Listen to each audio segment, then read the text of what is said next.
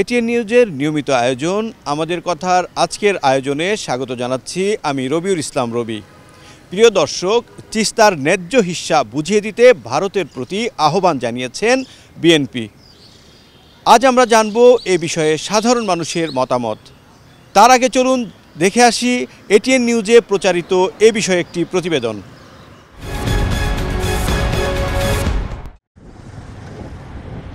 রংপুর বিভাগের ৫ জেলায় তিস্তা নদীর পানির ন্যায্য হিস্সা আদায় ও মহাপরিকল্পনা বাস্তবায়নের দাবিতে বিএনপির ৪৮ ঘণ্টার বৃহৎ কর্মসূচি।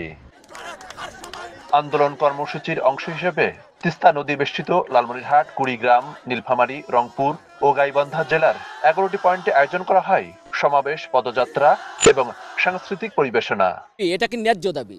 আজকে দুলুভাই যে ডাক দিয়েছেন, একটা সঠিক সময়ে ডাক দিয়েছেন, এই তত্ত্বাবধায়ক সরকার আমলেই এই দাবিটা আমাদের পূরণ করা দরকার। সোমবার প্রথম দিনে তিস্তার দুই পাড়েই কর্মসূচিতে অংশ নেন বিএনপি মহাসচিব মির্জা ফখরুল ইসলাম আলমগীর। সবাই তিনি বলেন, ১৫ বছরে বাংলাদেশকে বিক্রি করে দেওয়ার চেষ্টা করেছে আওয়ামী লীগ, কিন্তু দেশের জন্য কিছুই আনতে পারেনি। আওয়ামী লীগের সরকার আসলো, প্রথম দিকে সবাই ভাবলো যে ভারতের বন্ধু আওয়ামী লীগ, সুতরাং তিস্তার পানি বোধহয় এবার পাই যাবে। ঠিক না? লবডঙ্ক ১৫ বছরে বাংলাদেশ থেকে বেঁচে দিছে, তিস্তার এক ফোঁটা পানি আনতে পারে নাই। তিনি অভিযোগ করেন, ভারত বাংলাদেশকে পানি দেয় না, কিন্তু শত্রুকে দিল্লিতে সম্মানের সঙ্গে রেখেছে। একদিকে পানি দেয় না, অন্যদিকে আবার আমাদের যে শত্রু তাকে দিল্লিতে খুব রাজার হালে বসায় রাখছে। সীমান্তে গুলি করে হত্যা বন্ধ করেন, আর আমাদের সঙ্গে বড় দাদা মতন যে আচরণ সেটা বন্ধ করেন। আমরা আমাদের পায়ের উপরে দাঁড়াতে চাই, আমরা আমাদের হিস্সা বুঝে নিতে চাই। আমরা অবশ্যই ভারতকে একটা বন্ধু ভাবে দেখতে চাই, কিন্তু সেই বন্ধুত্ব হবে সম্মানের সঙ্গে, আমার যে পাওনা সে পাওনা বুঝে দেওয়ার সঙ্গে। রংপুর এবং লালমনিরহাট ছাড়াও কুড়িগ্রাম, নীলফামারী এবং গাইবান্ধায় কর্মসূচিতে অংশ নেন বিএনপির কয়েকজন সিনিয়র নেতা। সরকারকে পরিষ্কার করে বলতে চাই, অন্তর্বর্তীকালীন সরকার কথায় তো বলেন যে আমরা নিরপেক্ষ, তো নিরপেক্ষ কিন্তু এই জায়গায় থাকলে চলবে না। এই জায়গায় আপনাকে মুখ খুলতে হবে, ভারতকে বলতে হবে যে আমার পানির ন্যায্য হিস্সা আমি চাই। জাগো বাহে তিস্তা বাঁচাও, দীর্ঘদিন ধরে এই পানি ন্যায্য হিস্যার দাবি থাকলেও ভারত একতরফা ভাবে তাতে কর্ণপাত করেনি। তবে পরিবর্তিত নতুন বাংলাদেশে যে দাবি উঠেছে তা বাস্তবায়নে জাতীয় পর্যায় থেকে আন্তর্জাতিক পর্যায়ে দাবি জোরালো করতে পারলে নিঃসন্দেহে এই মহাপরিকল্পনা বাস্তবায়ন সম্ভব হবে, এমনটি মনে করছেন স্থানীয়রা। মনির ইসলাম, ইন্টু, ATN News, Teesta bridge, Lalmonirhat. এবার চলুন জেনে আসি সাধারণ মানুষের ভাবনা। আমার মতামত হচ্ছে, যদি তিস্তার পানি অবশ্যই দেওয়া হতো, তারা এটা অনেক বছর আগে দিয়ে ফেলতো, কিন্তু তারা যেহেতু দিচ্ছে না, এখন আমাদের বিপক্ষের রাজনৈতিক দল যে বিএনপি, তারা ক্ষমতায় না আসা পর্যন্ত আমার মনে হয় না তারা এটা করতে পারবে। কিন্তু যেহেতু তারা এটা করছে, আমার জিনিসটা ভালো লাগছে যে তারা এই উদ্যোগটা নিয়েছে। তারা এখনও নির্বাচন ক্ষমতায় না আসা পর্যন্ত তারা যেটা করতে চেয়েছে, এটাই আমার শুনে ভালো লাগে। উত্তরাঞ্চল তো কোনো সময় মরুভূমি হয়ে যায়, ওই জন্য আমাদের এটা তাদের সাথে আলাপ করে, অথবা আমাদের একটা তৈরি করে, গাইড বাত বলেন যাই বলেন, ওটা তৈরি করে একটা সমাধানে আসা উচিত, অথবা তাদের সাথে আলাপ করে। বিএনপি আগে থেকেও তিস্তা নিয়ে সবসময় সরব ছিল। আওয়ামী লীগের আমলেও যতবারই তিস্তা নিয়ে কথা হয়েছে, বিএনপি সবসময় সরব ছিল, কিন্তু আসলে তাদেরকে দমন পীড়নের কারণে মাঠে নামতে দেওয়া হয়নি। এখন একটা পরিবেশ আসছে, তারা আমাদের জাতীয় স্বার্থ বজায় রাখার জন্য বিএনপি এখন যে উদ্যোগটা নিয়েছে, যদিও লোক দেখানো ভোটের জন্য যাই হোক, এরকম একটা প্রতিবাদ অবশ্যই আমাদের জন্য কল্যাণকর বা আমাদের বাংলাদেশের জন্য খুবই ভালো হবে মনে করি আমি। এটা উচিত ভারতের আমাদের পক্ষে থাকা, কারণ ভারত তো আমাদের প্রতিবেশী দেশ, তো সব যুদ্ধের সময় যেহেতু তারা আমাদের পাশে ছিল, উচিত এখনও তাদের আমাদের দাবিগুলো মেনে নেওয়া। এতে বন্ধুত্বপূর্ণ সম্পর্ক আরও বাড়বে আর কি।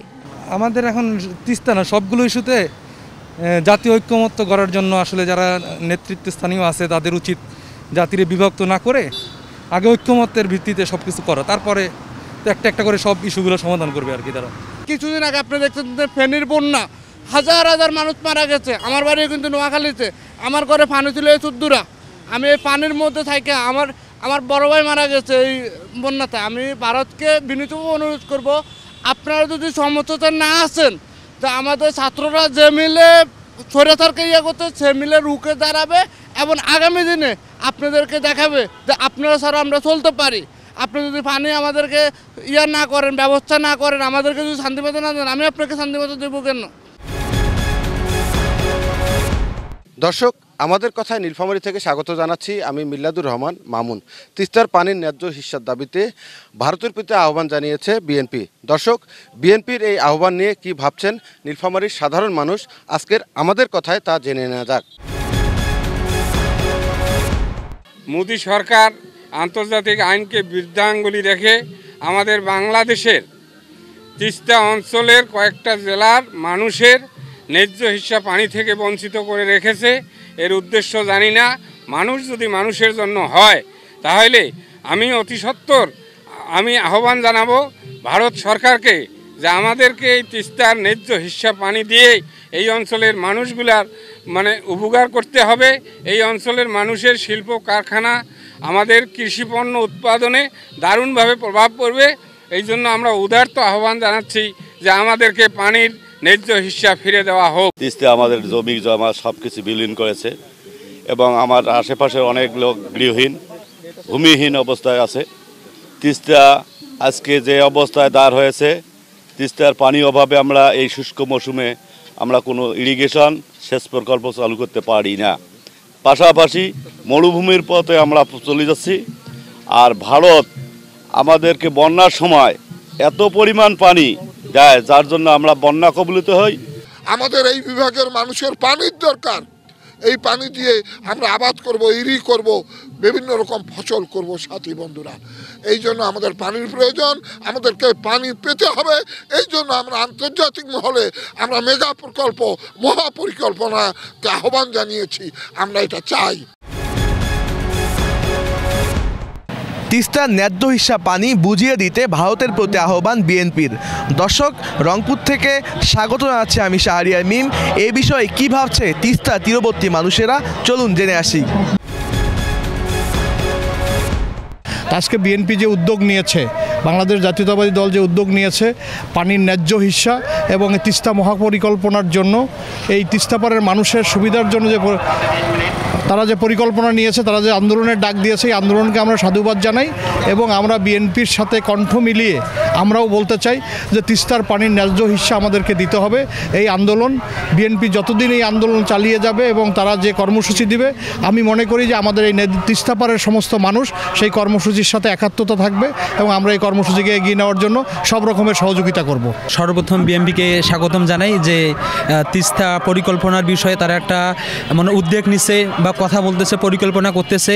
এটা তিস্তাবাসীদের জন্য অনেক একটা ভালো বিষয়।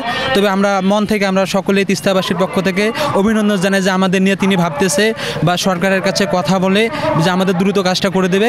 আমরা বিএনপিকে অনেক ধন্যবাদ জানাই। এখানে আন্দোলনে নামছি, এই আন্দোলন আমরা সফল হব।